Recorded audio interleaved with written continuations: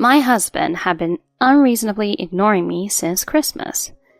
In an attempt to repair our relationship, I made a special New Year's dish and said to him on New Year's morning, "Happy New Year." Silence. I had hoped for a response at least during the New Year, but that hope was quickly betrayed. Despite feeling hurt inside, I decided to talk to my husband. "I worked hard to prepare a special dish. Will you try it?" Then, the next moment, my husband silently dumped the stack of boxes on the table into the trash. "What are you doing?" My husband continued to stare at me in silence, with a smirk on his face. Seeing that expression, I reached my limit. I can't be with this man as a wife any longer. I then silently confronted him with the divorce papers. 1 month later, my husband's life would be hell. My name is Zoe Sanders, and I'm 29 years old. I've been married for 2 years and am a stay-at-home mom. My husband's name is Mark. We met through a friend's introduction. Mark, who works for a major advertising agency, approached me from the beginning.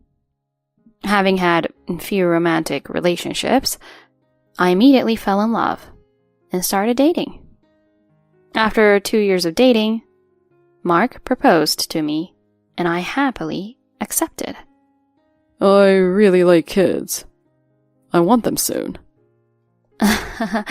Mark, you're in a hurry. But I like children too. I hope we'll be blessed. After that conversation, Mark's expression turned serious. "I need to go and tell my mom about our marriage." "I hope she'll be happy." "My mother will be overjoyed. I'm her only daughter getting married." Actually, I was raised in a single-parent household. When I was 3 years old, my parents separated, and my mother took me with her. I have vague memories of my father, and we haven't met since then. I think he was a kind person, but I don't know the details of their separation. I haven't inquired about the circumstances that led to their separation. But since my mother seemed unwilling to talk about it, I have never probed further. Since then, I was raised by my mother, growing up as the only daughter. Our life was modest, but as a parent and child, we supported each other and our bond was strong. When I reported my marriage to my mother, she jumped for joy. "Zoe, be happy. Mark, please, take care of my daughter." My mother said this with tears in her eyes, and Mark responded with a smile. "Of course, Mom." I felt the greatest happiness at the sight of it. I was convinced that I would spend my life with Mark. "That's right, Zoe. Did you inform Hannah about the marriage?" "Oh yes, Hannah was delighted too. Of course, I'll invite her to the wedding." Hannah is the name of my childhood friend. We grew up in the same neighborhood, went to the same nursery school, and stayed together until high school. Hannah got along well with my mother. Now she lives a little away. When I reported my marriage to her, she also told me that she was dating someone with the intention of marriage. After that, Mark and I registered our marriage and had a wedding as planned. Hannah attended the ceremony, and I was at peak happiness. The only thing that was a mystery was the gorgeous floral arrangement that arrived at the ceremony from an unknown sender. I quickly forgot about it. Later, I became a housewife at Mark's request, and our married life began. However, within a year, our relationship became awkward. The cause was our inability to have children. It seems it didn't work this month either. As I reported this with my shoulders drooped, Mark told me in an annoyed tone. "Again? When will you get pregnant?" There's no need to say it like that. I've been saying I like kids and want them for a long time. Maybe it's because you're not making enough of an effort that we can't have a child. I'm doing my best. You're not fulfilling your duties as a wife, even though I'm the one providing for you. With teary eyes, I looked down, and Mark left, muttering something. Mark not only blamed me for not being able to have children, but also started complaining about my housework, and I gradually became exhausted. 1 year into marriage, the state of our relationship was uncertain. However, I didn't want to make the only person who rejoiced in my marriage, my mother, sad. That was my determination. At that time, I received a message from my mother asking me to come and see her. Returning to my parents' house, I was surprised. "Mom, why are you losing so much weight? And what's the story?" To my inquiries, my mother quietly replied, "Actually, I've been diagnosed with cancer. I'll undergo treatment, but we don't know what will happen." "Mom, I'll be by your side as much as possible. I'll support you." "Thank you, Zoe, but try not to inconvenience Mark." In consideration of my mother, who was even concerned about Mark at such a time, I couldn't bring up the unjust complaints I received from him. That day when I returned home, I told Mark about my mother. "So, my mother will be undergoing treatment. I'll be going to the hospital for a while to take care of her." Mark unexpectedly responded with this. "Huh? Then who will take care of things at home during that time?" "I'll try to manage the household as much as possible. You might need to help a bit, though." Upon hearing this, Mark let out a disdainful laugh. "You want me to help with household chores? Don't be ridiculous. Listen, household chores will still be your responsibility, just like before. "But..." "Also, I won't contribute a penny to your mother's medical expenses. Handle it on your own." I was left speechless.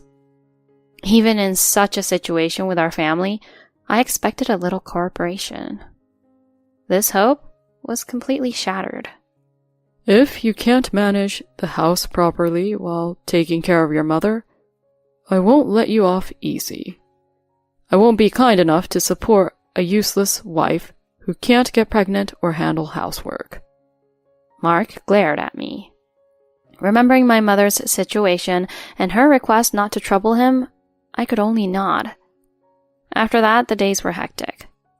I managed my time, making brief visits to my mother's hospital and taking care of household chores.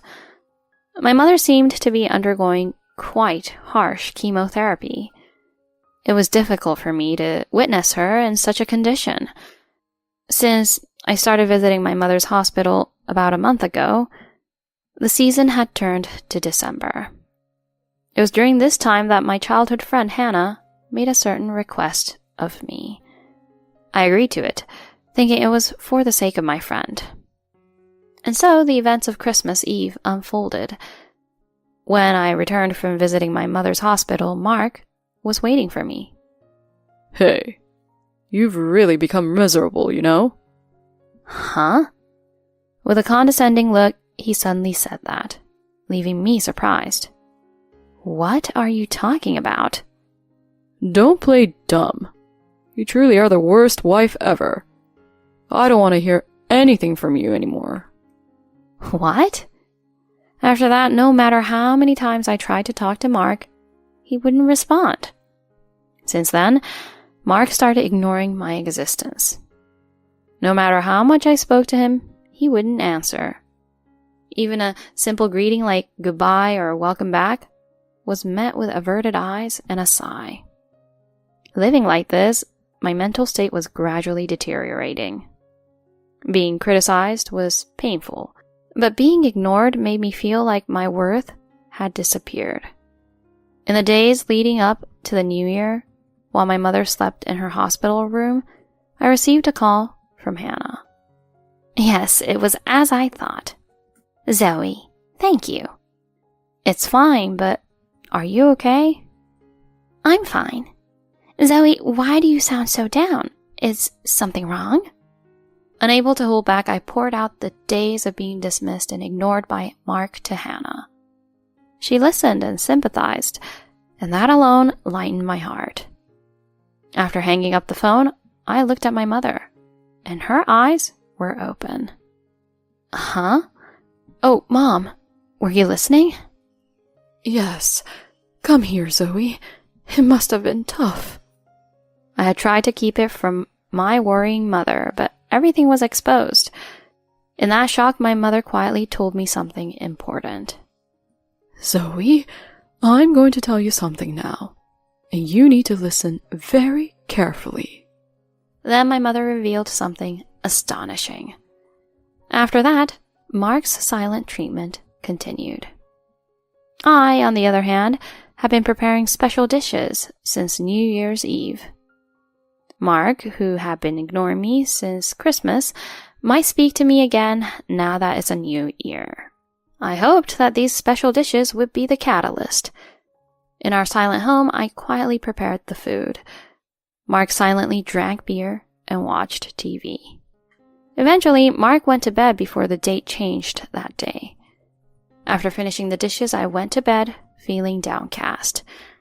The next morning, as I stood in the kitchen, Mark also woke up. Happy New Year! I hoped that I might get a response at least for New Year's, but that expectation was quickly betrayed. Hurt inside, I talked to my husband. I worked hard to prepare a special dish.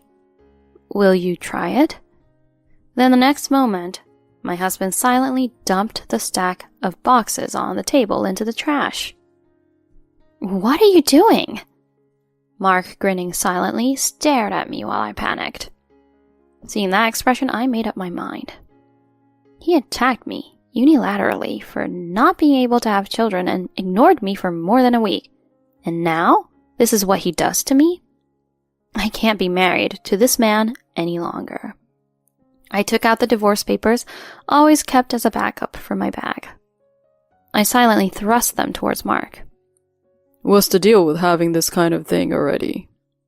It was the first time I heard my husband's voice in a while. Fine, let's get a divorce. There's no point in being with a failure like you anymore. A jobless divorced woman whose mother is on the verge of kicking the bucket will be a sight to behold. Mark signs the divorce papers while glaring at me. Having witnessed that, I took the divorce papers from him, packed my things, and left the house. 1 month later, I was at my mother's hospital when Mark called. I chose to ignore it and left my phone aside. However, the calls continued every few minutes. He was persistent, like a relentless ogre. I continued to ignore him. As I exited the hospital, Mark was waiting for me. He tried talking to me about something he wanted to know, but I continued to ignore him. We eventually arrived at the high-rise apartment where I lived. He looked around, dumbfounded. Hey, are you living here now?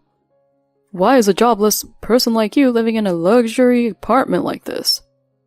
Let's go upstairs. I don't want a scene in the entrance. I led him to the living room of my home. Hey, explain yourself first. You, with no significant money, how can you afford to live in a place like this? Regarding this house? My father helped me out. He thought I might have nowhere to go after the divorce, so he offered support. What? Your father? Aren't you from a single-parent household? I explained the situation. I told him about my mother's request to contact my father, who was born into a wealthy family. In fact, my father was born to a very wealthy family and fell in love with my mother, who was a maid, and I was born. However, my father's parents didn't approve of their mismatched marriage. They continued to harass my mother, who eventually fell ill. To protect me from further harassment, he promised my mother never to be involved again and left. While pretending to have no contact with my mother, my father secretly supported us whenever we needed financial help.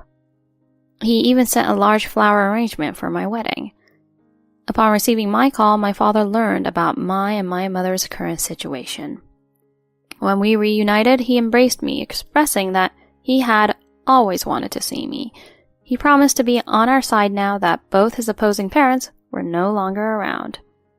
Upon learning about the troubles I faced with Mark and my desire for a divorce, my father said he would arrange a place for me after the divorce. It turned out that he still cared for my mother, agreeing to help take care of her as well. So that's how I'm living in this house now. I found a job through my father's connections, and I received a large living gift, so I'm not hurting for money. Too bad you won't get to see my miserable state. As I casually shared this, Mark bit his lip, looking frustrated. Huh! Even with all that money, you're still miserable.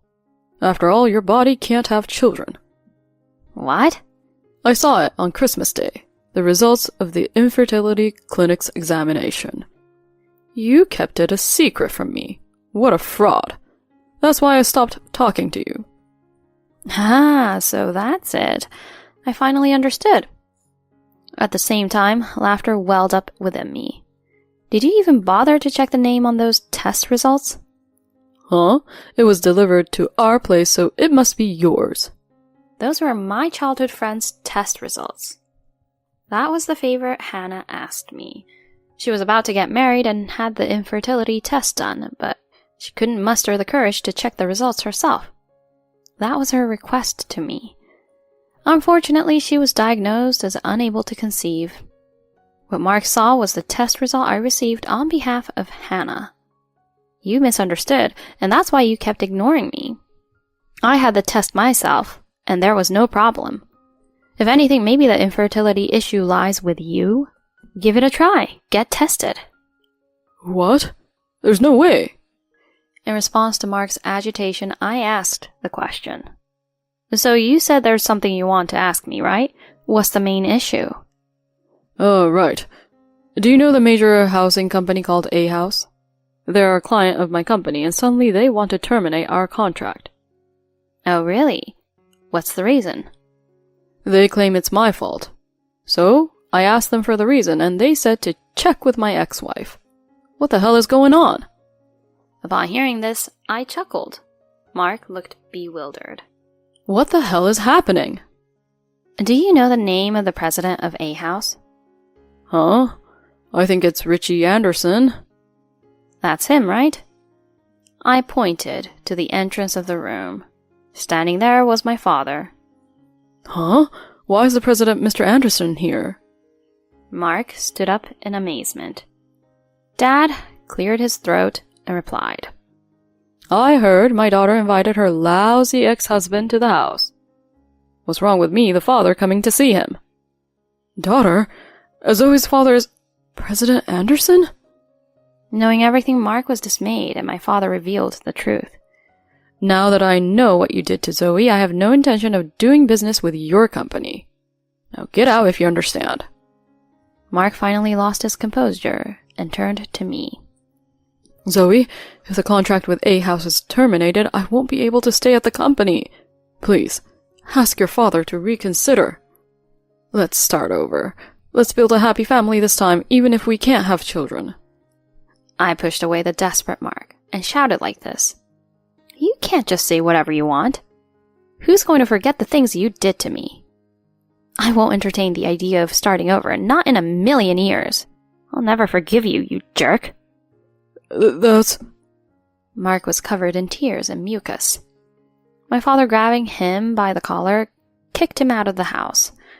Later on, Mark faced dismissal from the company as a form of accountability for the contract termination initiated by A House. Further tests showed that he was indeed infertile. Even without children, we could have been happy. Let's remarry.